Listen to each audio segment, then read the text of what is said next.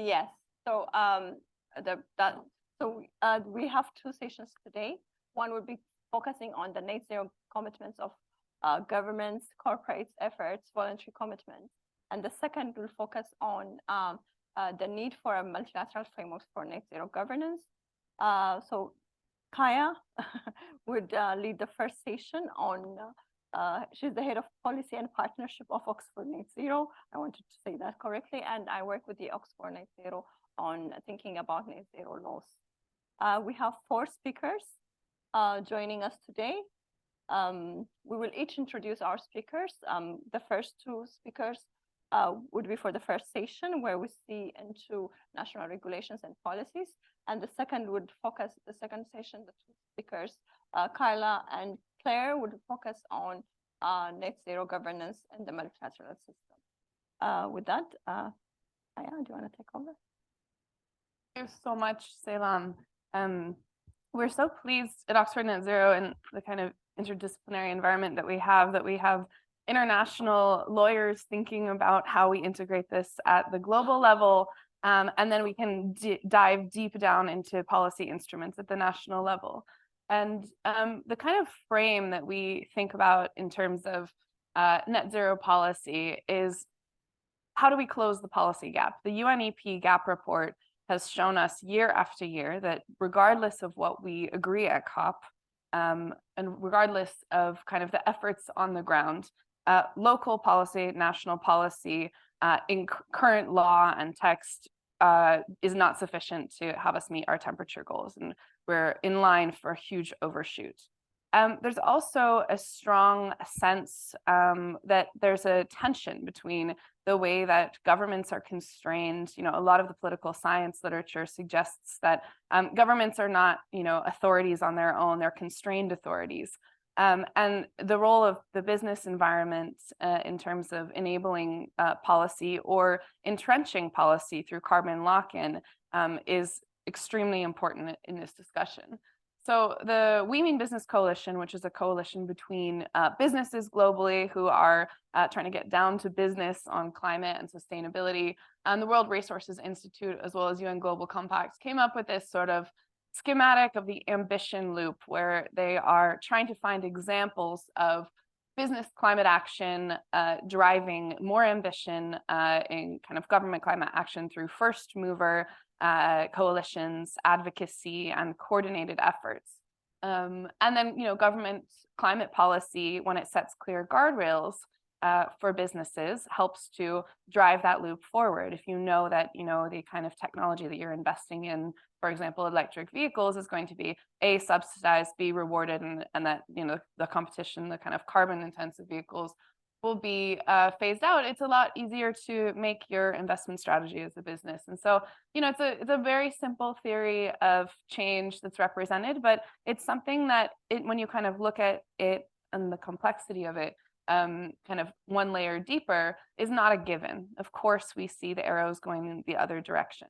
And so a huge amount of my research is looking at how we can make this ambition loop real. And it's something that we need to have kind of a deeper understanding of how this is happening, because so much of governance today is developing through voluntary commitments, iterating, kicking out weaker agreements, and then developing standards, formalizing practice, and then eventually embedding this into regulation. Our director, Sam Fankhauser, has commented that, this is, of course, a simplified map of a very complex process where you've got arrows going between them all the time. And, in our community, I'm speaking with standard setters, with voluntary initiatives, with regulators all the time in a much more dynamic and fluid way than this. But we are starting to see this, and Lucilla's research shows us that standards are, in fact, becoming embedded in regulation. And this is how we create norms that eventually move towards more mandatory practice on the net zero. And that's one of the ways that we can align the economy to net zero. We can create the kind of accountability from the very top, those international agreements, down to the national level. And non-state actors have a huge role to play in that. This policy briefing is Professor Tom Hales, and you can go read more. He's provided some examples. But what we've had a look at on our team is particularly a focus on those policies or standards that have gotten embedded into regulation. And we're interested in those ones where the kind of net zero standards that we've worked really hard on. So we've been a part of, helping to define the Race to Zero criteria, which was a campaign to align voluntary initiatives on the kind of high level criteria for net zero committers globally. And we've also worked on the international standard organization process on net zero commitments and what that truly means, which is really valuable because that can kind of spread out to 167 different member organizations in different countries. We've been looking at how those types of standards might be embedded into different types of regulation, and what types of regulation are kind of fit for purpose, are ready, are primed to take on that criteria and that standard, to adopt that high level international thinking on what net zero means. When I first started this job, there was no definition internationally developed, and definitely not through a consensus process that include industry or academia or NGOs all together agreeing what that meant. So it's, in a way, a really beautiful process that has developed through the ground up, through the bottom up, to define what net zero means for an organization so that we can all kind of contribute to that challenge. And so we were interested in disclosure because disclosure frameworks are probably the most advanced form of regulation that has made it into the kind of governance landscape. Right now, our tracking suggests that about half of the world in terms of GDP will soon be covered by some form of mandatory climate or sustainability disclosure. Usually that's kind of based on TCFD, which is looking at risks and opportunities, and that's framed around investor preferences, making sure that investors are, or investor risk, right? Making sure that investors are properly aware of the risks and opportunities in terms of climate if their investments. Transition plans is an exciting and kind of newer landscape, but definitely rapidly evolving. There's a transition plan task force out of the UK, but also globally now, that is helping to define what a mandatory transition plan looks like. And to me, we're so far behind on this. Like, this is something, understanding what organization level net zero aligned transition plans should be is something we should have thought about ages ago, because if companies are just developing these transition plans, they're going to have a lot of work to do in meeting those. But it's good that we're starting to see this move into the regulatory landscape, because as it does, as soon as companies see that something's regulatory, it moves up the board agenda. Claims is another area where we're already seeing litigation and legislation. So what's a credible net zero claim, and what is that end state? When do I get to say I'm net zero? You see a lot of things like your bottle of X product claims that it's net zero. Is that a credible claim? I think consumers are really upset and confused not being able to navigate that landscape. So there's new legislation coming in about that. But we have some questions about policy sequencing. Is it fair to kind of wrap companies on the knuckles for sticking their neck out and trying to make a claim based on kind of what they think their best effort is before we've mandated a transition plan? And what is a credible net zero aligned transition plan? There's a question as to whether that could cause green hushing. At the same time, we can't really afford the sort of greenwashing that's going on because it gives a false sense of security. Procurement is another lever that we're really excited about. Procurement looks at where government contracts are based on sustainability aims. It makes sense that if the taxpayer dollar is paying for something, there should be some minimum criteria on whether that is meeting net zero criteria, or whether that organization is on its way to decarbonizing. And then product standards are another one that we look at. This could be regulated or standardized, and this could be in the financial market, or it could be kind of more typical kind of real economy product standards. So my colleague Lucila Diaz has done an incredible job of mapping over 300 policy instruments globally where these types of net zero criteria could be embedded at the national level. We know that there are also a lot of progress on the regional level, but we started with the national level and we just looked at the G20. So this is our beta stock take, and I'll hand it over to Lucila. Thank you. Yeah, so as Kaya introduced, I'm going to talk about the stocktake exercise of mitigation-related regulations that Oxford Net Zero carried out earlier this year. And for this inaugural stocktake, we looked at national level instruments and G20 members, covering 4 of the regulatory domains that Kaya just talked about, because we needed to start somewhere. And these were net zero or decarbonization claims and financial product standards, disclosure of climate-related risks, decarbonization-focused procurement, and transition plan requirements. Kaya has already introduced them, but I'll also give some examples in a bit so that they're clear. But yeah, we have compiled over almost 400 instruments, or 390 something, that cover these types of regulations, as well as supporting instruments like non-mandatory guidelines and general laws that govern these themes more broadly. And the data is available in an open database we can share with all of you later. And the database and the whole project actually are in a beta version, which means that we're testing and the definitions and also understanding the types of instruments that govern each of these themes, and also testing the taxonomy, these names that we were using to see if they make sense for this broad theme of mitigation regulation. And sharing and gathering feedback is part of this exercise. So I'm very happy to be here sharing this with you, and I'm pleased to discuss what you think of all of this as we go along. Yeah, changed. So before showing some high-level results, I'll go to the example so that we're all on the same page. And starting with claims, as Kaya said, we've all seen a water bottle or a coffee place saying that they sell like carbon neutral coffee or anything. And France, for instance, prohibits companies from claiming that their products or services are carbon neutral or anything similar unless they support these claims with evidence, such as data on GHG emissions and how they are offsetting these emissions. And this is in law, and failing to comply with this law leads to fines. So the logic here is to let companies make their claims, and then evaluate if they are consistent. Another frequent approach that we've seen is saying beforehand what can and cannot be claimed. And by creating, for instance, product standards, we've seen this frequently in green bonds, which predefine what is, for instance, a transition green bond and what isn't. India, for instance, is doing something like that. Brazil is a good example of disclosure regulations. In the past few years, regulators have issued multiple but similar regulations, each aiming at a different type of organization. And these regulations, they demand the disclosure and monitoring of climate-related risks.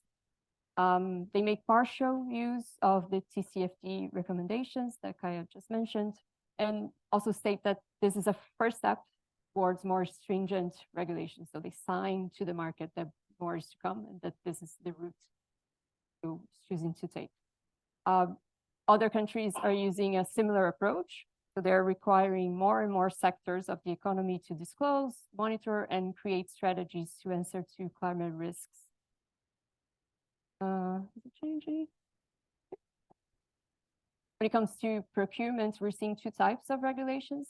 One is similar to the Canadian example that we have here, where the government demands bidders to measure and disclose their emissions, also adopt a science-based net zero target, and be part of initiatives such as around disclosure and transition planning. And another type of procurement regulation we've seen is to include an emission consideration in the evaluation process of the bids. So in practice, this means that government will give preference to bids that are more climate friendly. And this is how South Korea, the Republic of Korea, does it, for instance.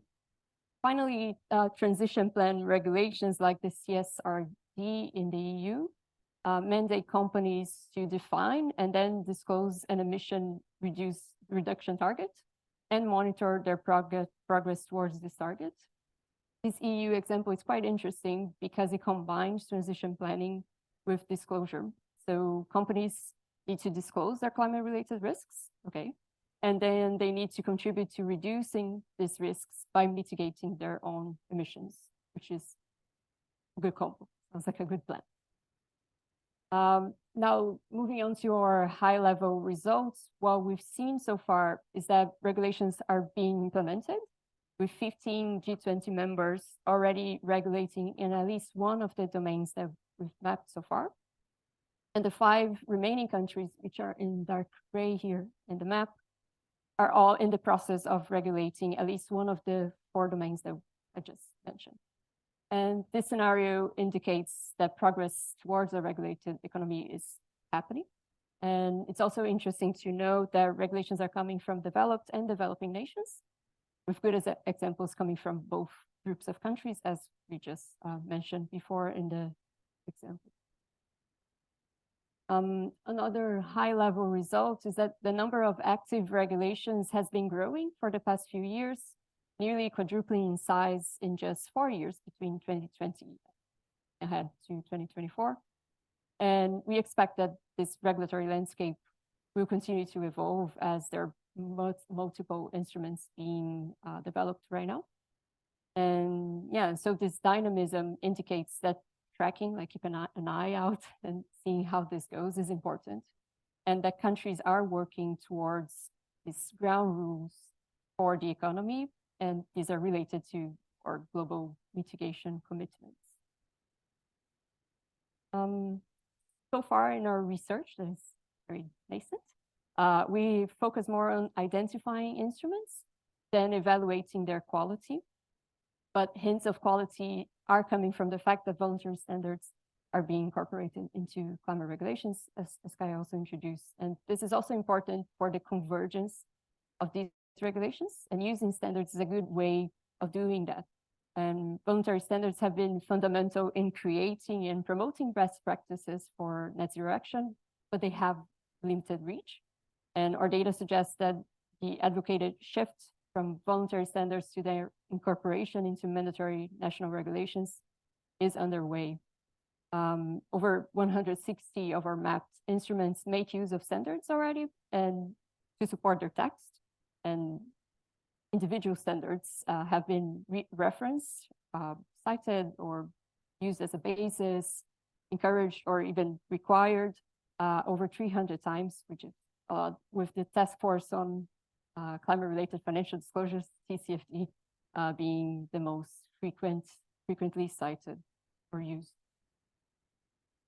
So this whole stocktake is a way for all of us to explore the state of climate regulations, where it's happening, where it still isn't, the content of the instruments being used, and even what is and what isn't a mitigation regulation, which is something that we're exploring and discussing. It's also a way to start collecting and sharing good examples.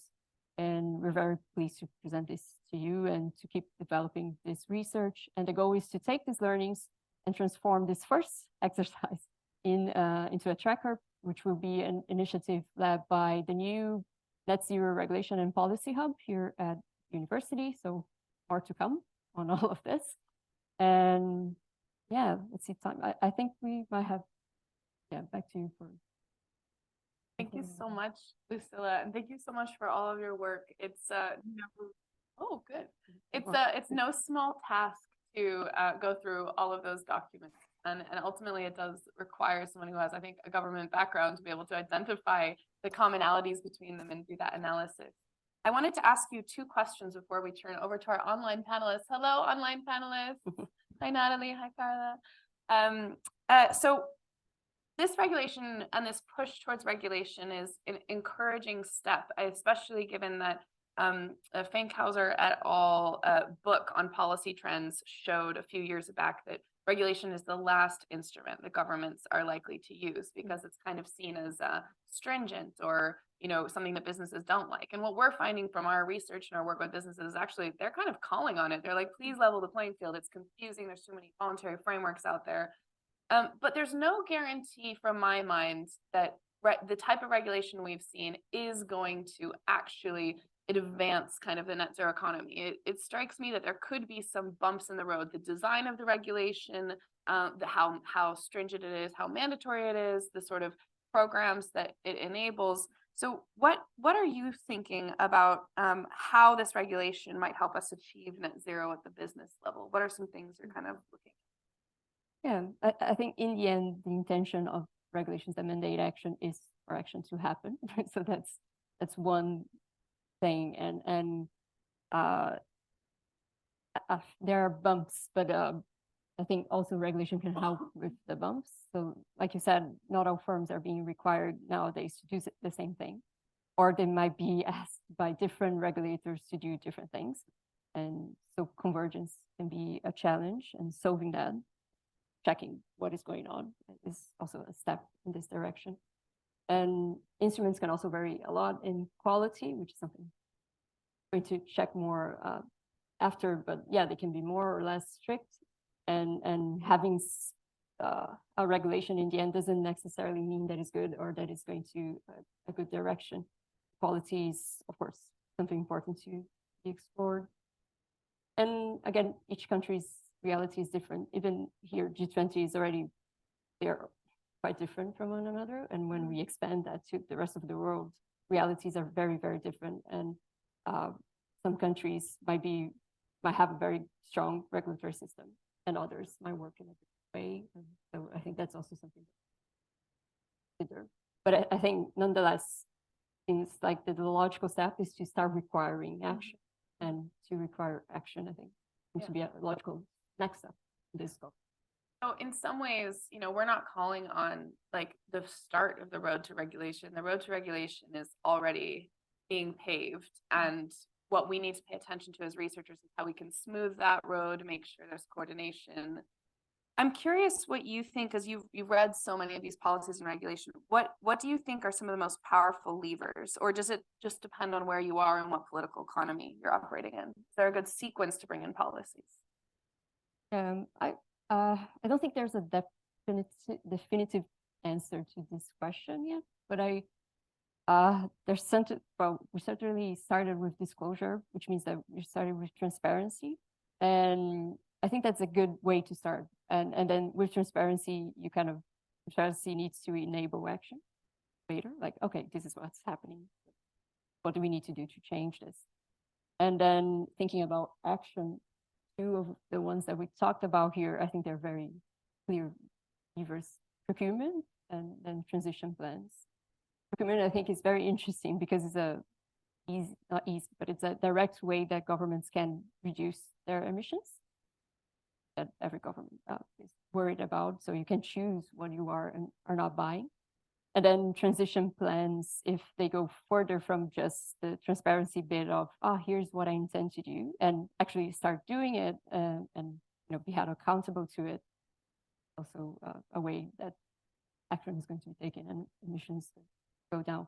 So I think these two are first to not necessarily where to start, but to push forward. Amazing. Lucilla, thank you so much for all of your research. And I know this is just a growing landscape of intrigue, and we'll be looking at the quality analysis next. So thanks again. We're so pleased, speaking of specific levers, to have a policy expert at the national level with us today. Nathalie Untersal is not just a friend and a co-chair with me in the International Climate Politics Hub, but she's also a renowned policy leader and advocate in Brazil. And Nathalie, I wanted to ask you a little bit about some of the policy landscape that you're seeing evolve in Brazil. We saw the disclosure regulation was one of the case examples that Lucilla pulled out, but I just wanted to give you the opportunity to speak to what it's like kind of driving regulation in this national context, and what the reception is, and what are some of the emerging policies that you're excited about in Brazil. Thank you, Kai. It's my pleasure to be with you today. Thank you so much. And thank you, Lucilla, also for already shedding light on what is the international landscape, particularly the G20 countries.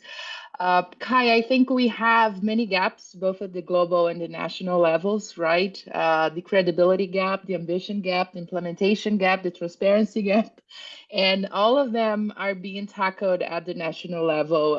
Of course, I'm talking from Brazil. I am going to share the experience we have in here, but basically in relation to the transparency gap, it's still an issue to have clear targets.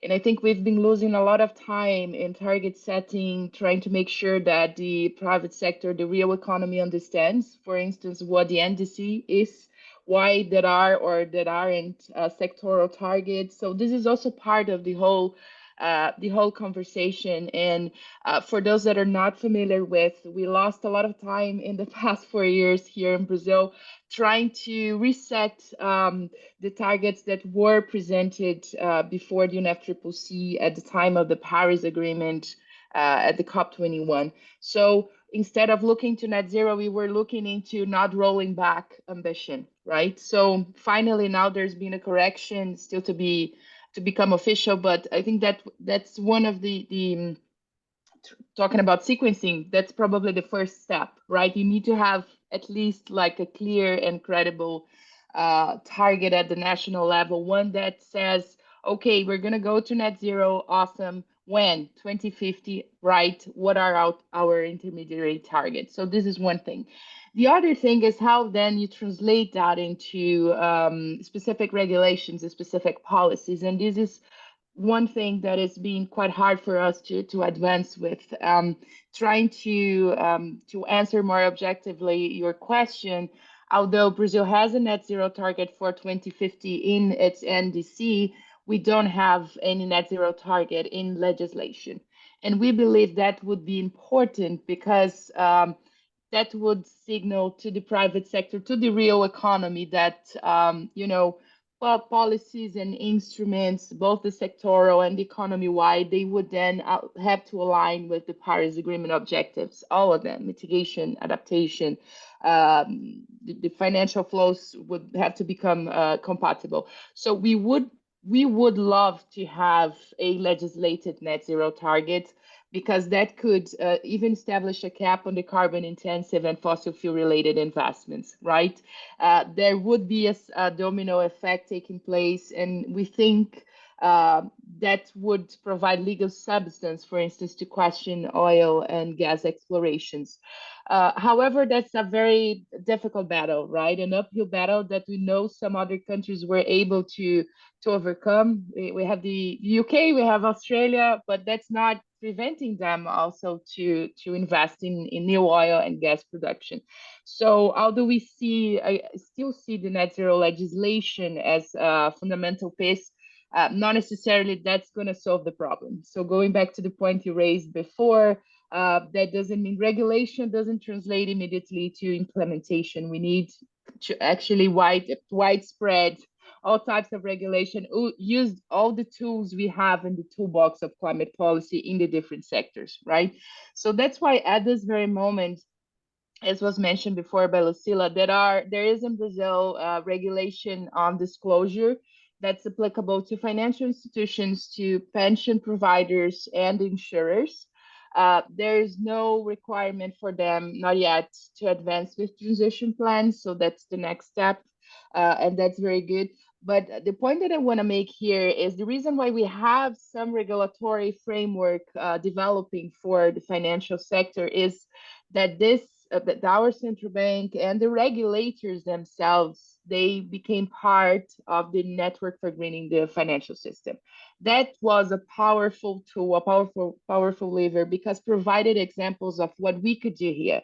And they advanced with, national legislation because of that.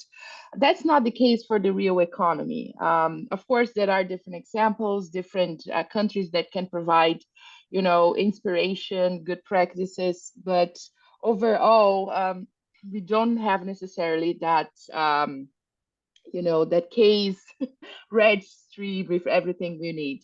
For instance, just to give you an example, the OECD still doesn't have recommendations, specific recommendations on good regulatory policy practices and policies on net zero.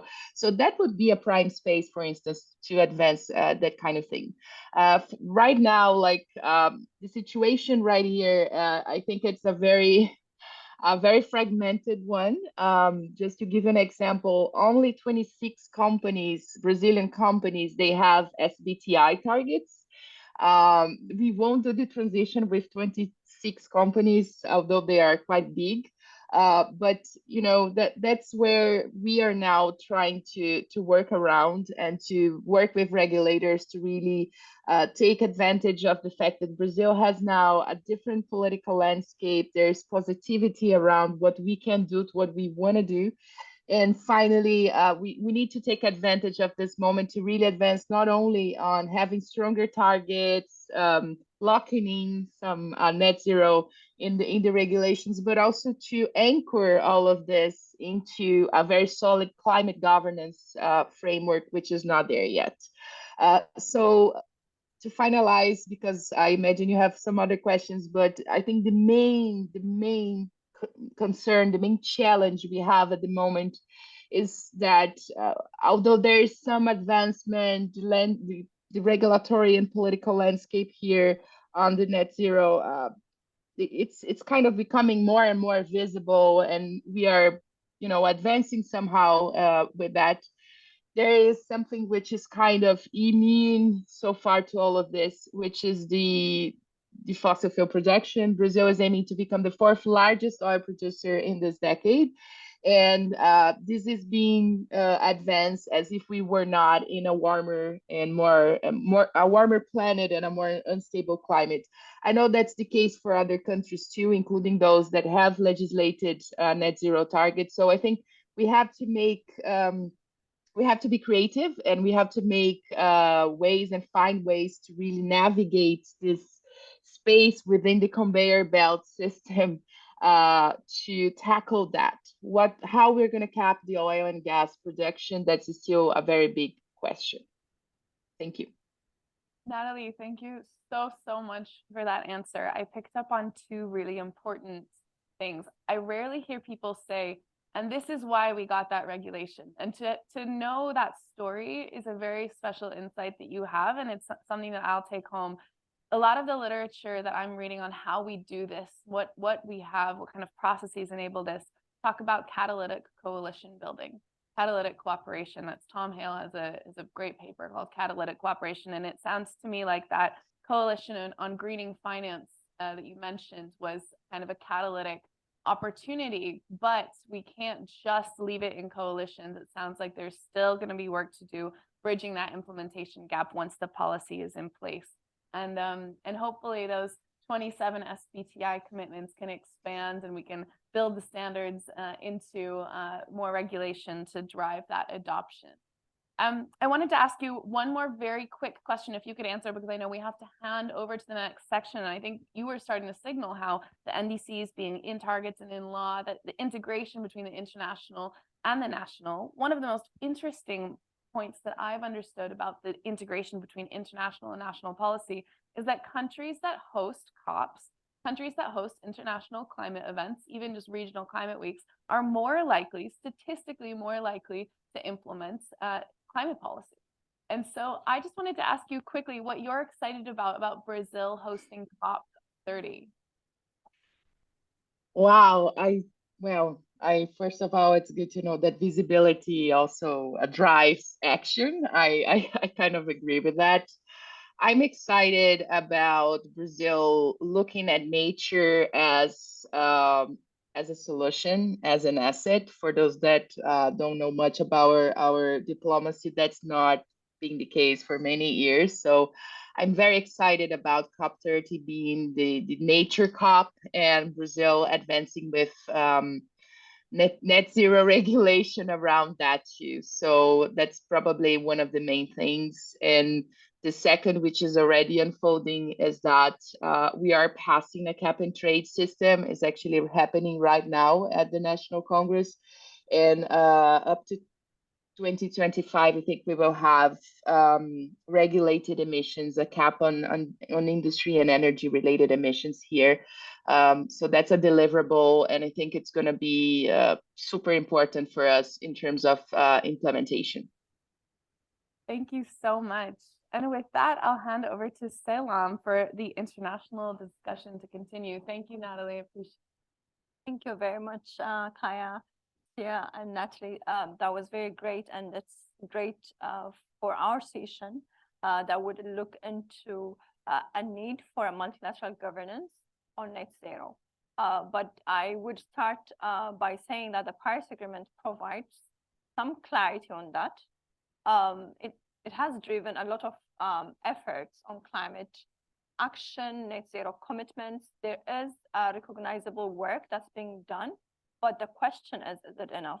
as Kaya was saying, what is required is from setting long-term goals, NDCs, there has to be some kind of tracking and really assessing if that's being implemented.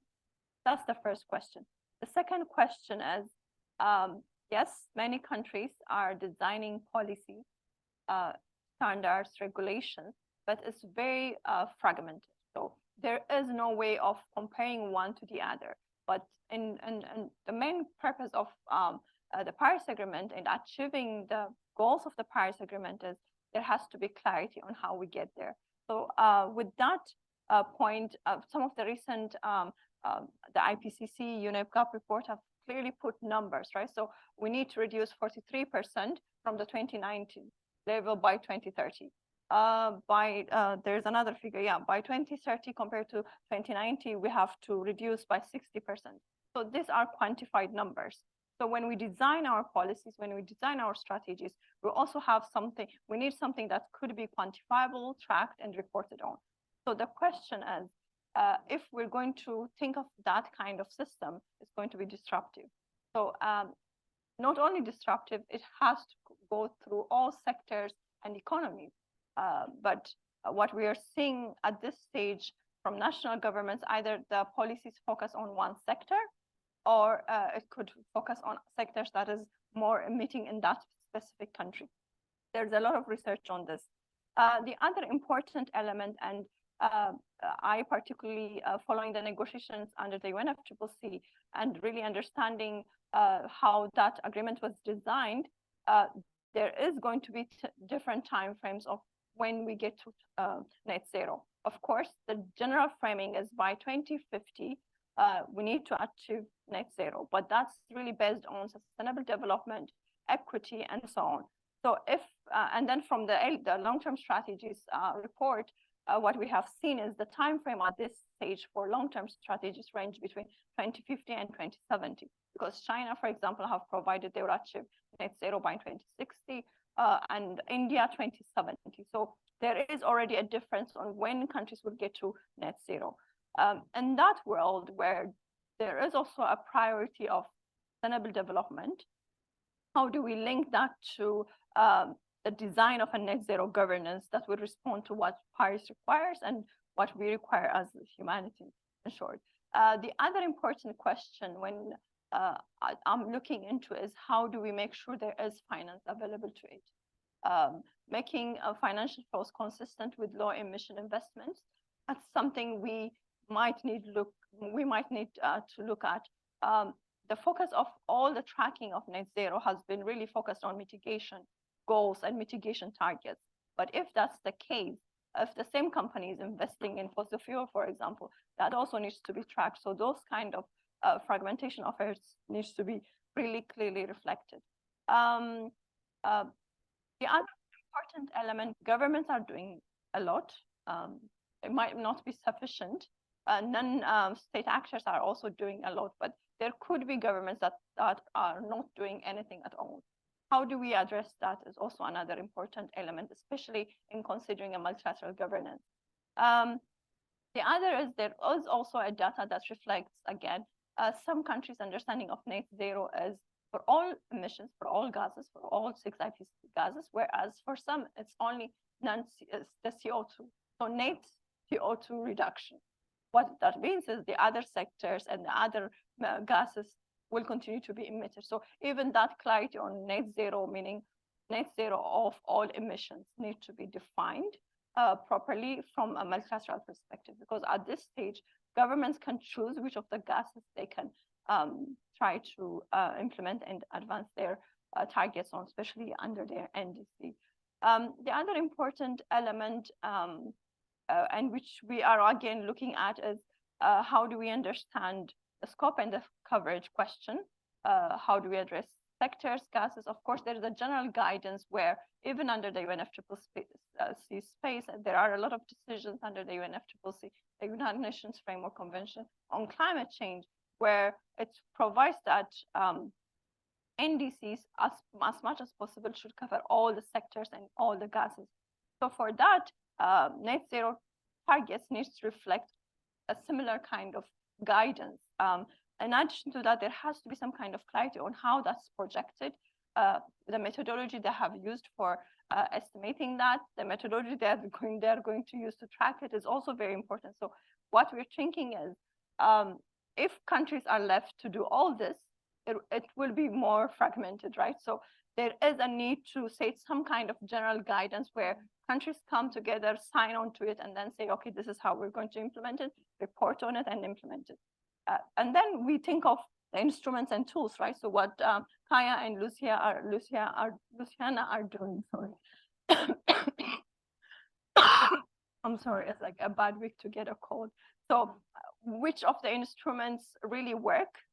How, in which geographical location, how can we bring that to another region and make sure that it could work and also feed from the different experience. So in short, these are some of the questions that I'm looking at, thinking about designing a multilaterally agreed net zero governance.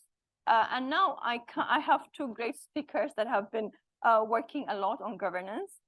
Claire Evans, she's a senior global policy manager at Climate CDP. I'm sure you know that CDP coordinates and she leads in coordinating those efforts. She coordinates the climate strategies of Latin America, Europe, and ACP regions, and she also managed key relationships with the UNFCCC and the Marrakesh Partnership. And Carla is also an associate director with more than 20 years of experience on policy, laws, and governance on climate change and sustainability. She works with E3G, one of the think tanks based in the UK. She focuses on climate governance. And she has previously worked with Client Earth, which is really great also because Client Earth has also been working on a lot of climate-related litigation efforts. So now with the two speakers, I would like to invite you, Carla first. Do we need a multilateral guidance? We have heard the gaps. We have seen the different efforts that countries are taking in how they address net zero. So do you need a multilateral governance is needed, or you can also say no, it's not needed. So we really want to hear your views, your insights on how we can think of a global net zero governance. Thank you. Carla, over to you. Thank you, Selam, and good afternoon and hello, everyone. I'm very pleased to be with you, and thank you for the invitation and the conversation.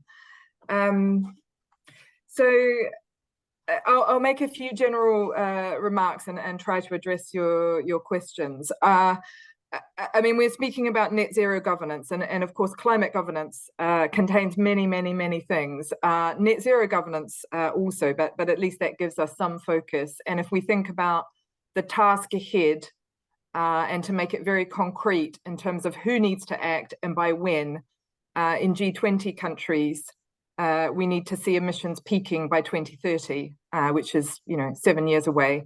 So we need, therefore, to think about exiting and phasing down of fossil fuels and massive scale up of clean energy. And clean energy really is one of the success stories and the opportunities. But as we know, we still have many challenges and many gaps, as was previously said. As a somewhat of a former environmental lawyer, or at least I started as an environmental lawyer, I think it's important to acknowledge that the governance in this area it's a relatively young area of law and governance, and the environmental field has really emerged. And in fact, in many countries in the world, there is very little environmental law. So we have a huge task ahead, and we don't necessarily have a huge amount to build on. So we've got to move really quickly, and that's really why there are so many gaps. At the same time, law has a really important kind of leveling role in terms of power and justice. And so therefore there's a real opportunity to use the law to help us to make progress. In terms of the multilateral piece, I mean, I think clearly the UN frameworks, the Framework Convention on Climate Change, the Paris Agreement are of course central, and the COP both in terms of the framework and the law, but also as a process, a political process, is absolutely central. So I won't argue against there being the need for a multilateral framework and governance. But of course, in practice, the governance is going to be very multi-level and multifaceted. And I mean, obviously, with 2025, COP30 was referenced previously. We need to think about both an ambition moment in terms of countries being asked to think about their 2035 and 2040 commitments, and at the same time, we will have a kind of a reckoning moment around progress on delivery of commitments out to 2030. So I think this is kind of the ground for, in a way, the multilateral process. Is the kind of adjudication of progress and the ambition and the kind of working through of these sets of issues. And Selam, I think you ask a really great question, which is, can the multilateral framework, also help to address some of the kind of fragmentation and lack of comparability that we see? But the next point I wanted to make is that absolutely the national level governance and delivery is going to be key. And even if you look at the international framework, of course, the international process is based around states, but also the Paris Agreement is based around nationally determined contributions. So therefore, of course, we have to see national delivery. And there, from a governance point of view, as I also look at political economy, then of course there are going to be very specific, context-specific pieces at the national level that are going to be critical as to whether something is delivered or not in that particular place and at that particular time. So I don't think we will ever get to kind of one framework that can then be implemented. But there is, of course, a lot of practice around in terms of working with these different levels of governance, and that is very much the way of environmental law and international law in general. I would also add that, as you mentioned, Client Earth, and I did a lot of work developing sort of the programs around strategic climate litigation. We now see this kind of flourishing of climate litigation. So I would say that not only will the governance happen at different levels, but it will also happen in different forums. And the courts are increasingly asserting a role and contributing to helping us establish and work through and problem solve some of the key questions around climate action, climate justice, intergenerational questions, responsibility questions. They're also helping to kind of drive action and provide litigants from youth litigants in the US and Spain through to many other groups, Indigenous peoples, to drive ambition, to hold people accountable, their governments as well as corporates, and to think also in a very practical way about interpretation, application of the laws that we have. We've seen that recently in the UK with the cases around the Climate Change Act, which are actually quite simple administrative law and interpretation cases. The next thing I wanted to just address a little bit before maybe coming back to some of the questions and handing back is that what are some of the maybe the dimensions of governance that we at E3G are starting to think about. I'll mention just 4 of them that I think are critical wherever we're thinking about climate governance. One is that we do need to move from targets and commitments into the delivery phase, and that of course has a very different kind of dimensions in terms of governance. And I don't think we still don't really fully know how to do that. Let's be honest. So we do need to figure out what does delivery look like, and how do the governance frameworks and institutions help us to do that. What are the capacities, resources, and mechanisms that we need for delivery and implementation?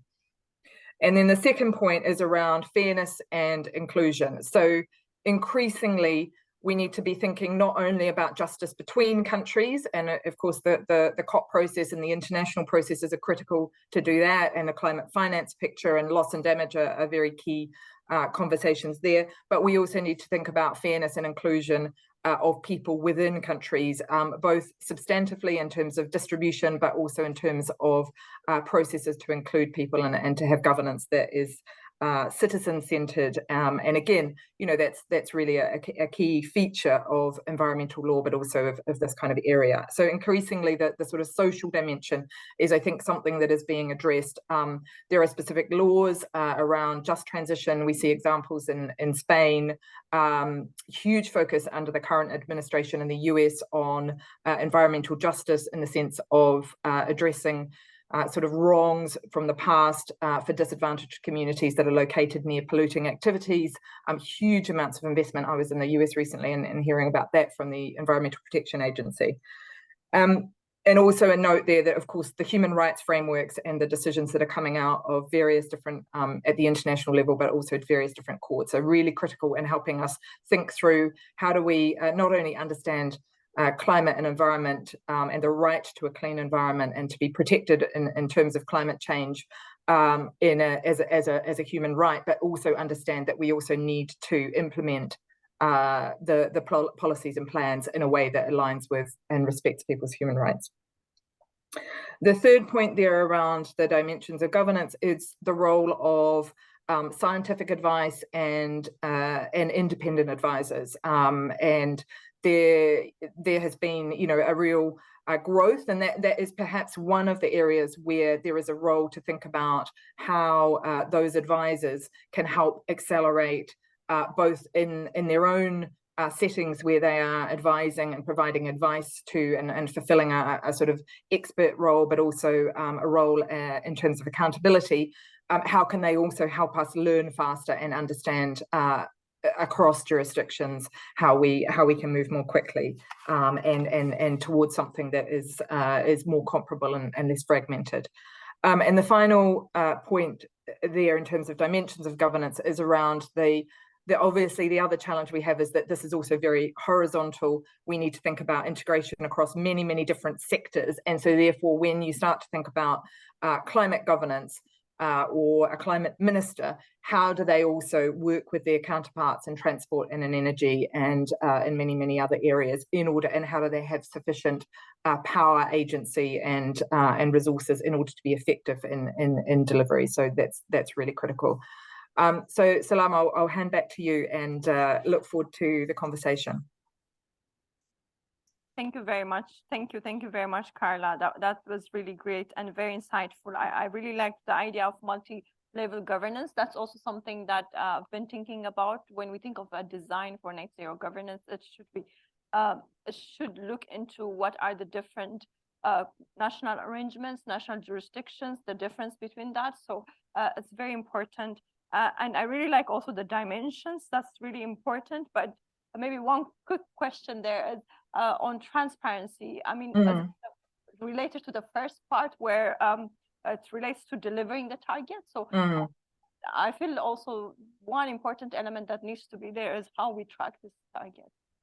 Yes, no, absolutely. I think the dynamic, I think, in terms of delivery between having good approaches to setting plans and strategies in order to deliver, but then of course also having the monitoring of delivery and the disclosure of progress and so on is absolutely critical, and who has access to that information and is able to, you know, to have a discussion, whether it's in Parliament or in a public setting or in a court with a government, with a minister, around what is the progress and what's the accountability around that is absolutely critical. So thank you very much again. Claire, now I'm coming to you to hear again your views, your insights on this. And in particular, as you've been working on climate strategies of different regions, do you think it's politically viable to have an agreed climate governance? If we are saying, especially under the UNFCCC space, it's very political, right? So do you see if there is a political interest in that kind of governance? Thank you. Yeah, thank you very much, all, and a pleasure to be here today and to add to this discussion. It's a big question. I think also a little bit, you know, time will tell in terms of I think the political viability, and I think this is really being thought through at the moment, and in context really of what we sort of understand and to see potentially be what a multilateral net zero governance framework would be, that for me really sort of falls around three key areas that also can be used to leverage, which is a question of necessity, a question of mandate, and a question of practicality. Also considering, jurisdictional sort of contexts. I think a lot has been said already in terms of the sort of necessity around the science, particularly with the outcomes from the recent IPCC report, also the IEA, as well as the Global Stocktake synthesis report last month, that really has demonstrated that we are in a critical moment for decision making, for action and policy making being central to that. Similarly as well, it's both a collective effort, so from state and non-state actors as well. While we have seen, in terms of the question of necessity, if I may also go back to that a little bit, whilst we've seen sort of voluntary uptake in terms of actions being disclosed through our own disclosure system at CDP, we've seen this sort of increase over 200% since the signing of the Paris Agreement. There is still a long way to go in terms of what needs to be sort of brought into place at a sort of a jurisdictional level, but also what we can aim to achieve collectively. Just to give a couple of examples, less than 1% of companies globally disclosing through CDP, so that's around about 19,000 corporates, do not yet have a plan in place for 1.5 aligned, credible climate transition plan in terms of how we sort of measure the credibility, with about 4,000 or so aiming to do so within the next 2 years. We have also in context of that the question of mandate, which again I think sort of can be sort of a source of contention that is being thought through at the moment. The Global Stocktake will be culminating at COP28, and that has sort of recognised the importance of all actors, including non-party stakeholders, and also with COP27 last year as well, with the sort of announcement of the UN Secretary General high-level recommendations, really pointing in place the sort of need for enhanced governance of net zero commitments, but also, not just in terms of non-state actors, which includes companies, cities, states and regions, but also for governments as well, to be considering what sort of net zero governance systems are in place for that, and how that can be sort of operationalized and decided upon. In terms of the practicality, indeed, leaning into the mandate as well. At the moment, this is being sort of thought through. Currently there are sort of portals and systems in place to track progress under the Paris Agreement, but indeed a sort of question around greater transparency, sort of capacity, and sort of assurance and quality of data are essential in that.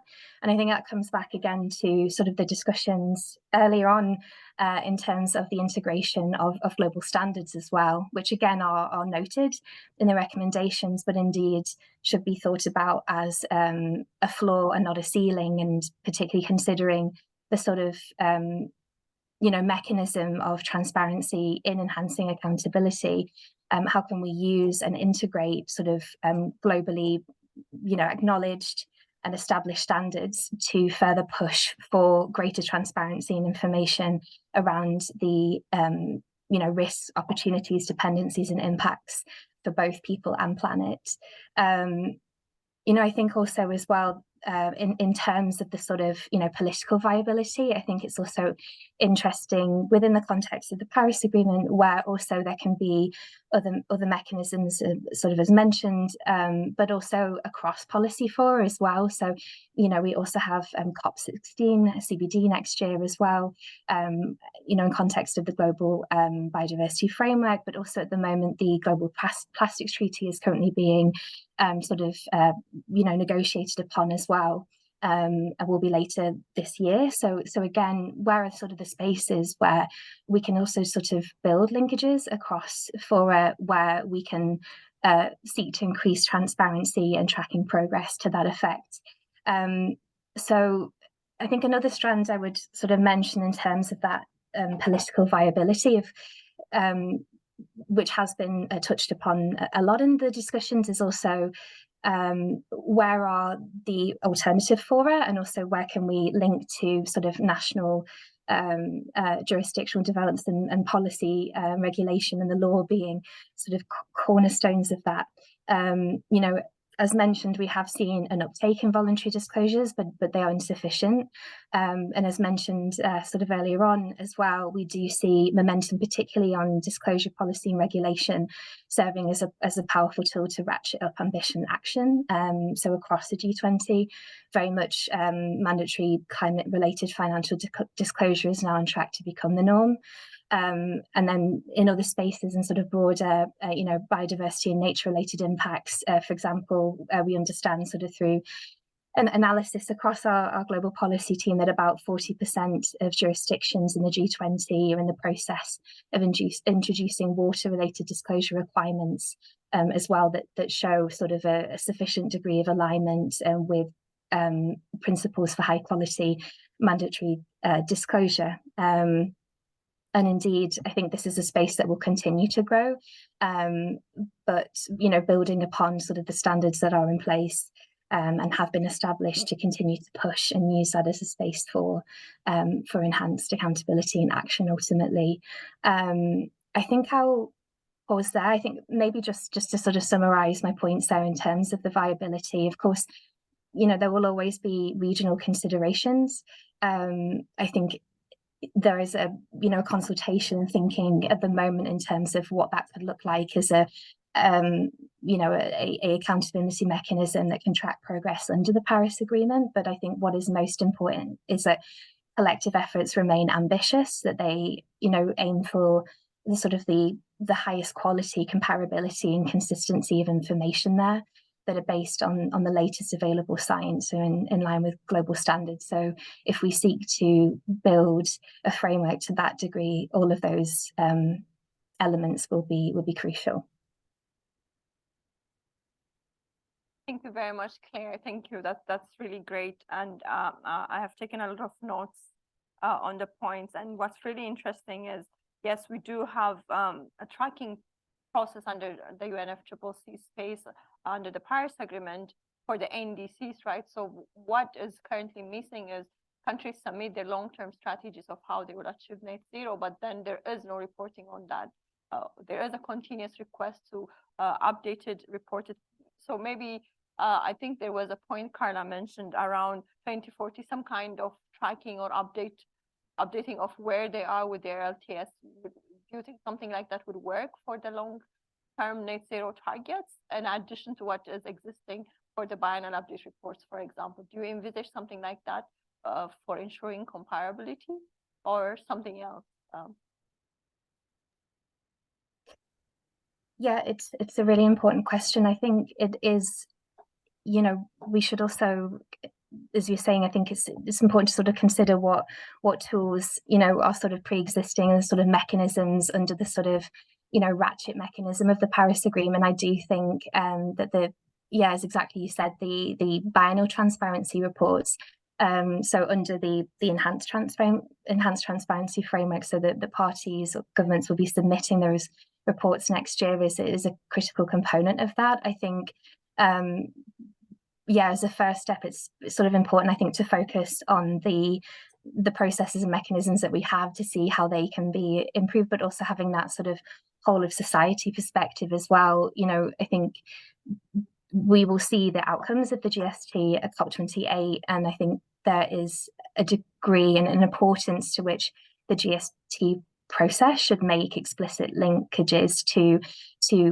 parties and nationally determined contributions. But then I think, considering the time frame towards next year, we should be thinking through also as well how this evidence and information and the sort of need to course correct action is also translating into the information that that governments will be submitting. I think in a different way, the enhanced transparency framework, or the ETF, there isn't the same precedent per se as with the global stocktake, where non-state actors and their impacts are sort of recognized if we're considering, you know, broader net zero commitments, but there are sort of precedents that we can look at. For example, I know that in Brazil, the sort of Ministry of Science, Technology and Innovation there is sort of within their national emissions record system, there is a sort of space for corporates to sort of submit their own, data in terms of emissions. And so I think these are sort of the things that maybe we should be considering, maybe perhaps in the next iteration, but certainly for future iterations. Thank you very much. That's really great, and it really has been interesting on how we would think about the net zero governance system. Now it's time for questions and answers. Hopefully, we have the answers. Yeah. So we'll start from the room, and we do have quite a few questions that I've submitted online too. So, but I think we can start from colleagues here. So, might need the mic. Yes.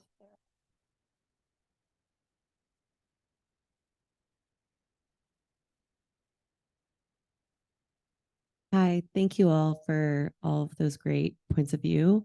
I'm curious for the regulations and a lot of the goals that we're talking about, they're a little bit more longer term, even say 2030 is still a decent amount of time away. And we've seen some significant players already go back on some of those agreements, or, I had a decade career in US government and we even removed ourselves and then re-signed it. And so I'm just curious from your perspective, what are some of the maybe shorter term regulations or goals that you've seen be implemented that maybe have been helpful with the turnover of leadership and the turmoil of the political climates?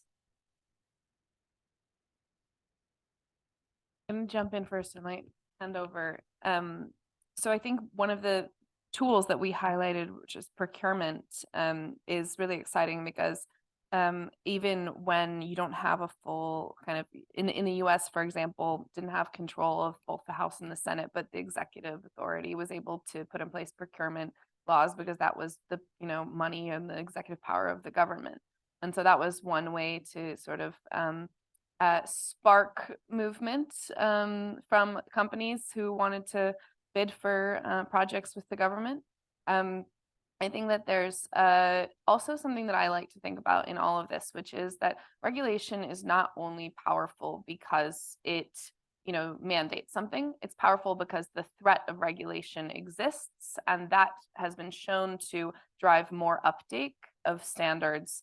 And so when we spark a discussion about regulation, I mean, often it can be a 3-year-long process. The SEC process, for example, in the US has been like a 2-year process. And there's consultations going, it gets businesses talking and they say, oh, did you hear, even just the rumor, oh, did you hear SBTI might be listed as a requirement in the SEC laws? That drives uptake because no company wants to be caught out. They need to start planning if they're going to start meeting those standards. And so what I would say is that it can be disheartening. The retrenchment that we saw last week in the UK is definitely something that, Ford and a bunch of other companies signed a huge letter saying, we are livid. You are messing with our investment plans. And that is bad for business. And it is bad, right? But once we've started the conversation, there is a feedback dynamic where previous, actions feed future actions. And all we have to do is keep talking about, keep doing it, and keep driving the kind of momentum that is inevitable. Some folks that I've been talking to in other parts of the climate action ecosystem are starting to use the word inevitable policy response. It is inevitable. It is going to be difficult, and we are going to weather this together. And so we might as well get our businesses ready for that. And we, as I think individuals and people in society, people in the world, no matter what organization we work on, can advance that message. Second that, and also adding in another layer, like transparency mechanisms in general also do that because you showcase what is going on. You can showcase how you want. There are different definitions for Scope 3 emissions. There are many potential issues. But at the same time, you kind of have to show something. And if you need to show something, you want this to be good as possible. And so disclosure, and even some of these claims, like laws that say, actually, you cannot say you're carbon neutral unless you do this and that, this and that. This is also helpful. And this is something that is happening now. And it's not for 2030s. Now, if you now are saying that your product is like this, has this characteristic, and now we are also requiring you to back this up with this, the role. Add briefly on that, and maybe I can also invite our online panelists to briefly respond to that question, because I think it's important. One, I think the challenge with long-term targets is net zero targets are long-term. So that's the first challenge, right? So as you said, governments come and change their targets, but I think the next step after those targets are set in plan, that's to embed it in a regulation. Once it's embedded in a regulation and adopted by Parliament, then it's very difficult for the next coming government to revoke that, right? So I mean, it's for targets, of course, it's hard, but it could be changed. But once it's embedded in this instruments, then it could be more difficult for government. So even if that's why we're trying to say even if it's a long-term target, we need some kind of clear guidance of how you get there, and for that regulations really are important. So not only specific on disclosure, but it could be more than that, right? So if it's regulation, then it could cover the different sectors and so on. But of course, that would take time, but it will be more difficult for governments. Okay. If anyone else wants to add on that, happy to give you the floor. But we also have a few other questions. Okay. Can I maybe now read one of the online questions? This one is on life cycle assessment and standards. So the question reads, to come up with self-assessment efforts to net zero, do firms use life cycle assessment? If so, what standards do you use? ISO standards, they're there. I have been used. I think it's 10, 6. There's 6. There's a 6. There's a 7. Or I don't remember the number. There is the life cycle ISO standard that is used, and we've seen it. It's part of the slides. Like it's one of the ones that has been already embedded into regulation, for instance, and that's usually for transition plan. If I'm not mistaken, this is the life cycle of my product, and given this, I'm going to achieve a reduction in emission, considering this.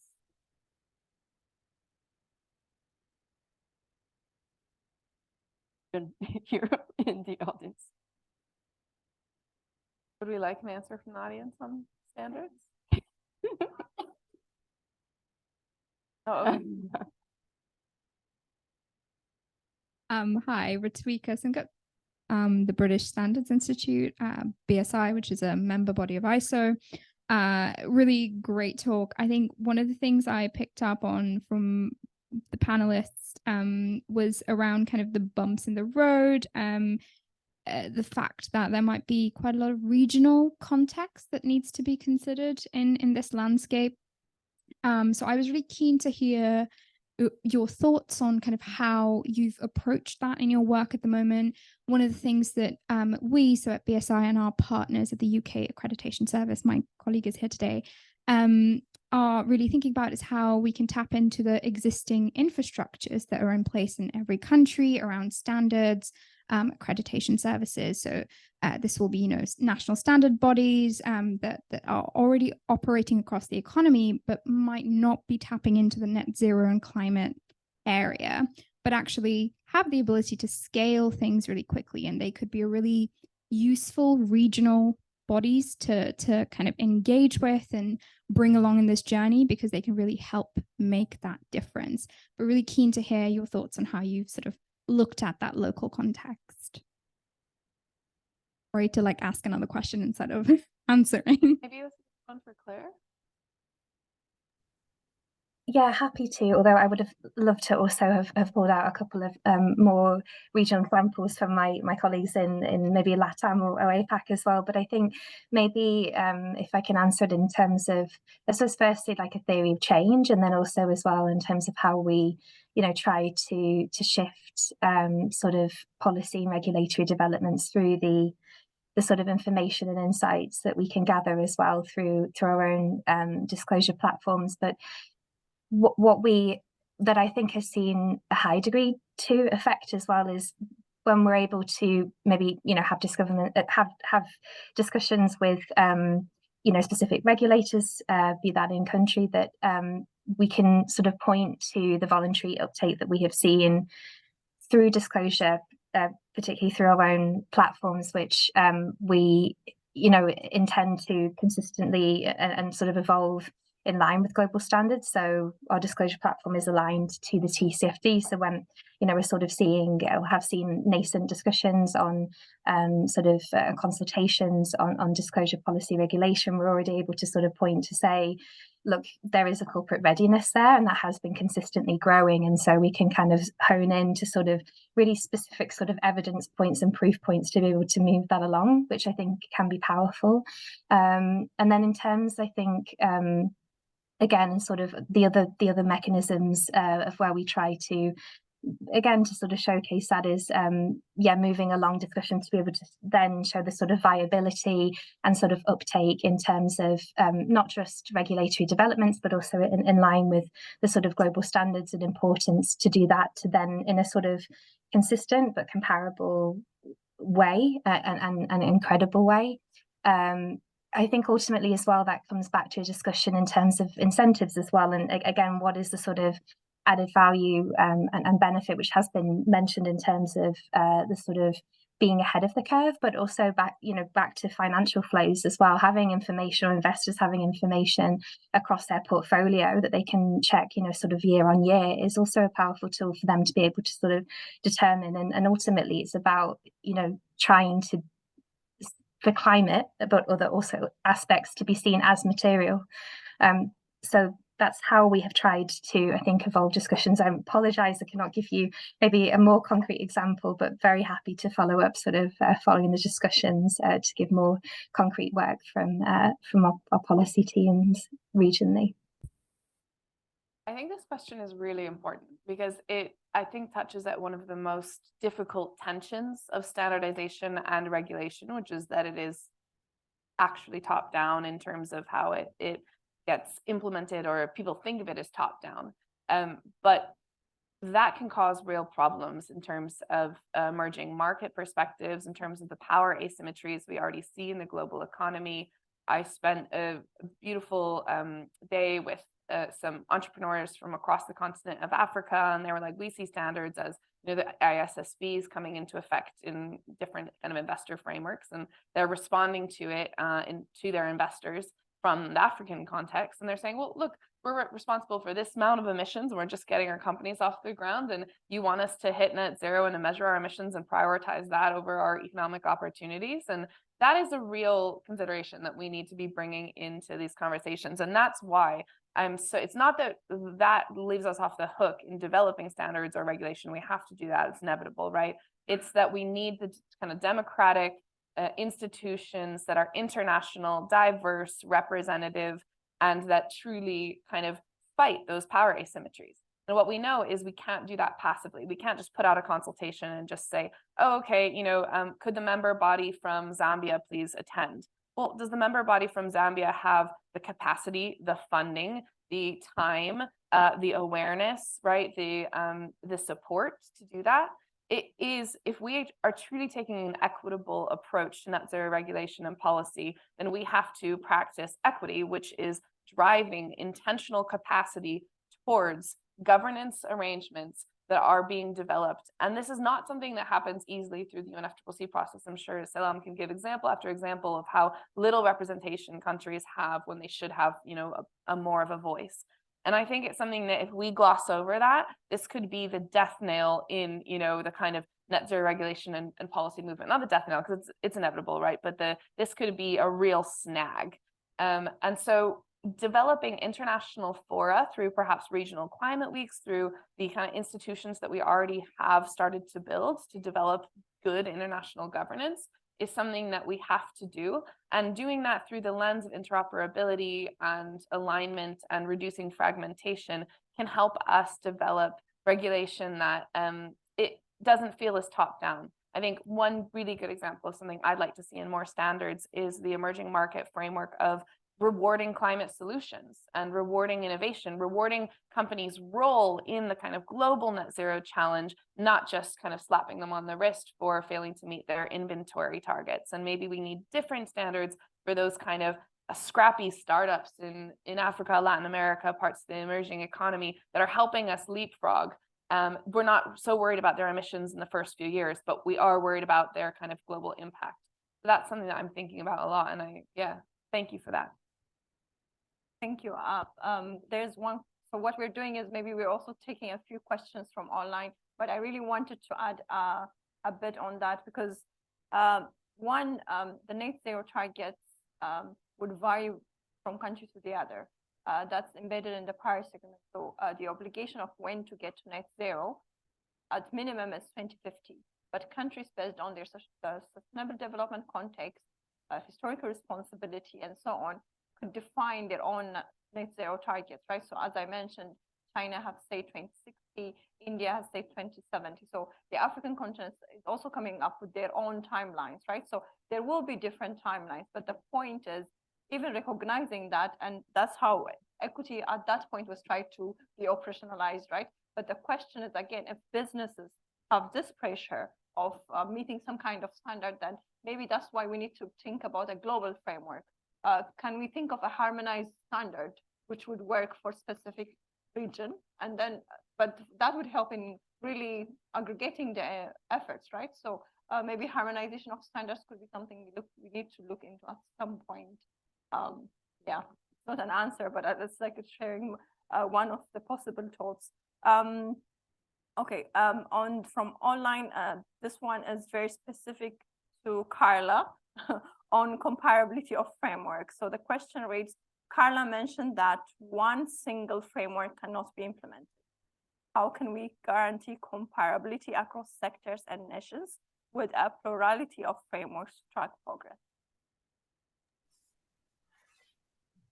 Thanks for the question and a great conversation, great discussion. I think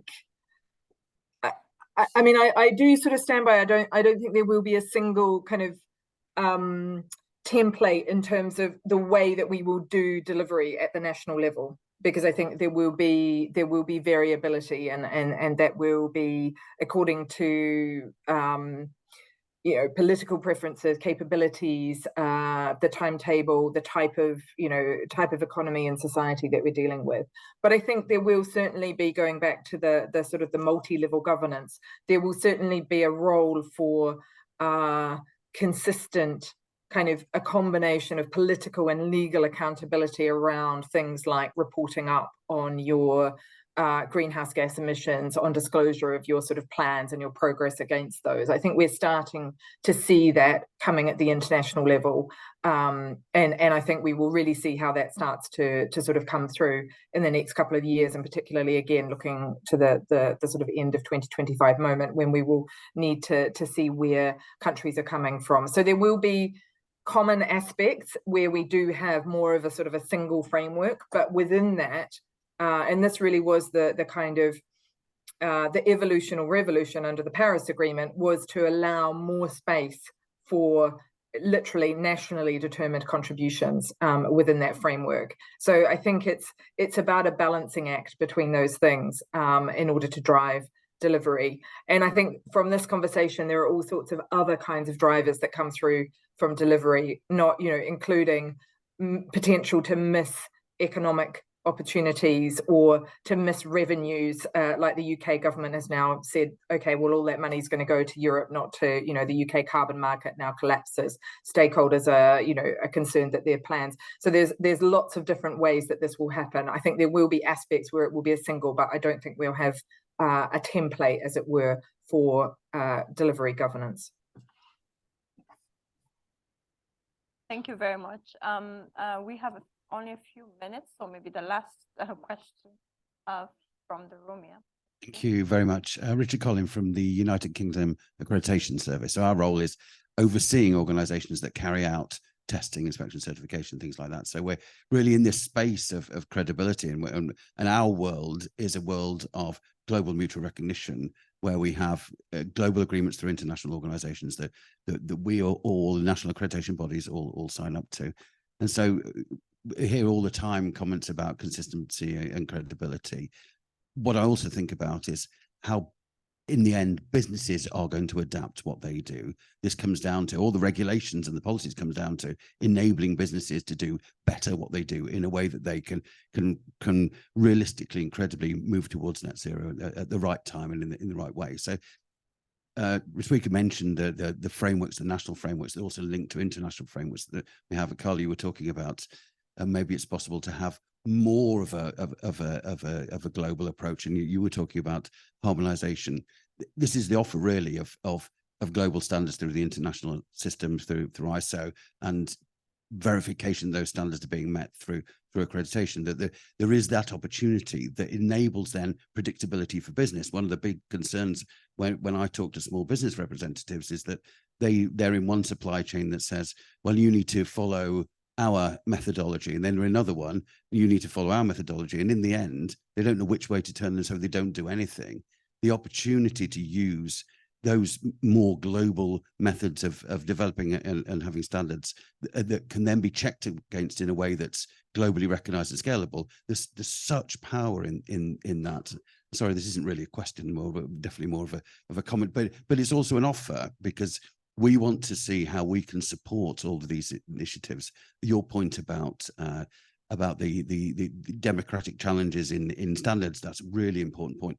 But it's something where BSI has always been very big on that. There's a development committee within ISO that looks at how to support different nations in their standards development. Maybe there should be a focus in there on net zero and net zero standards to we real focus on how that works. So there's a question in there somewhere, and I'm trying to think exactly what it is, but I think that's about how do you see these policies enabling businesses to do their job in a way that just doesn't ramp up more and more cost? What's the way forward to do that, to move towards net zero, but do it in a way that's realistic for businesses as well?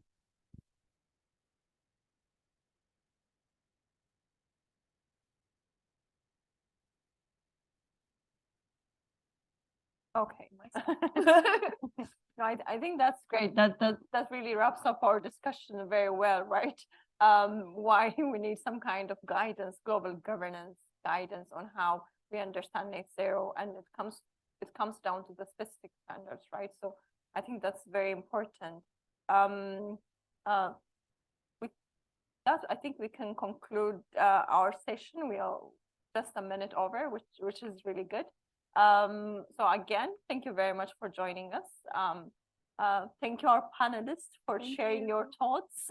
Three of you, Carla, Claire, and Natalie, thank you very much. Kaya and Lucia, thank you again. Thank you for the great session. Thank you, everyone. Bye.